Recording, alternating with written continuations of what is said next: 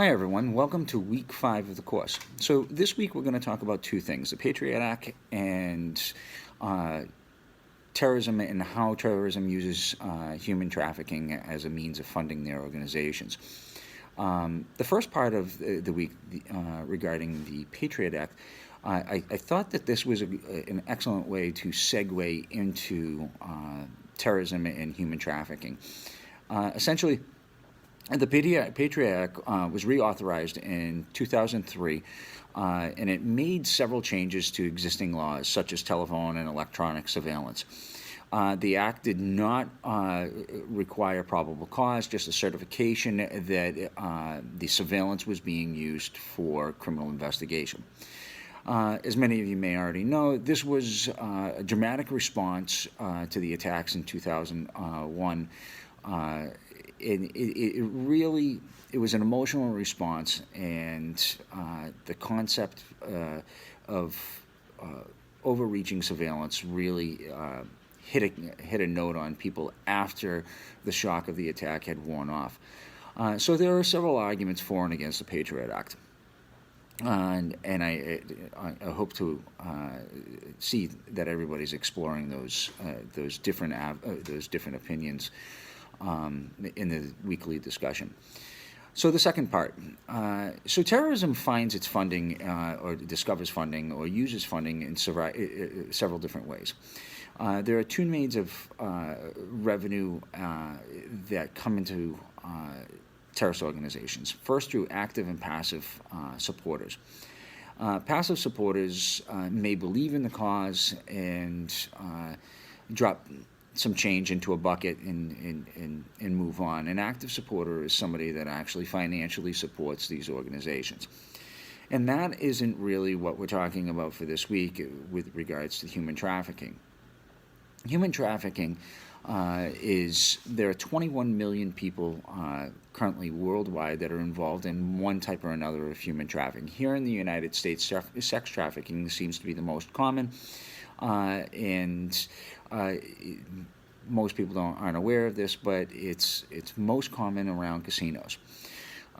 Interestingly enough, since Bay Path is located right in Long Meadow, and we have a TALK office in Springfield, with the development of the new MGM casino in downtown Springfield, law enforcement about 2 years ago started to see a rise in sex trafficking.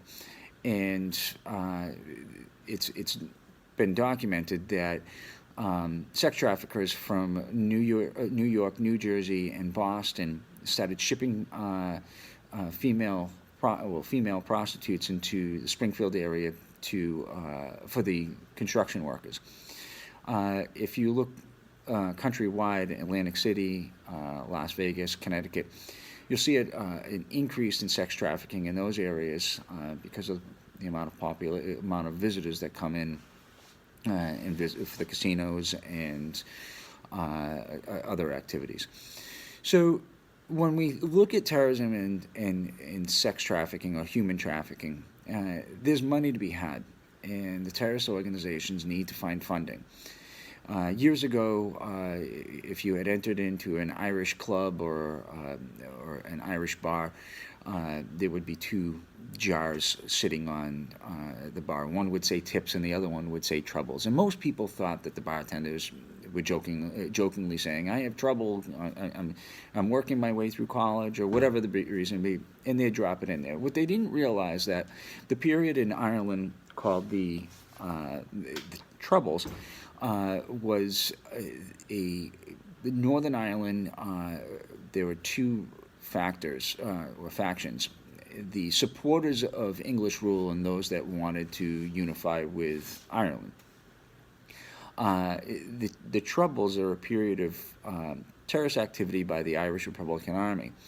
And when you walked into those bars here in the United States, specifically in the Northeast, by dropping change or dollar bills into the bucket for the Troubles, you were actually a passive supporter of the Irish Republican Army.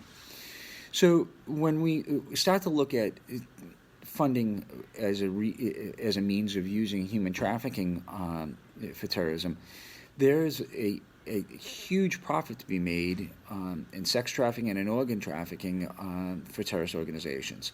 They can have their hands in criminal activity or criminal organizational activity, hand in hand with, say, the mafia. But their goals are far different from the two. If you look at organized crime's main ideology is to make a profit, whereas terrorism's ideology could be religious or a political goal to further their organizations. But they still need to find a way to fund those organizations, and human trafficking happens to be that one of the more popular methods. As always, if you have any questions, please look forward to. Please reach out to me.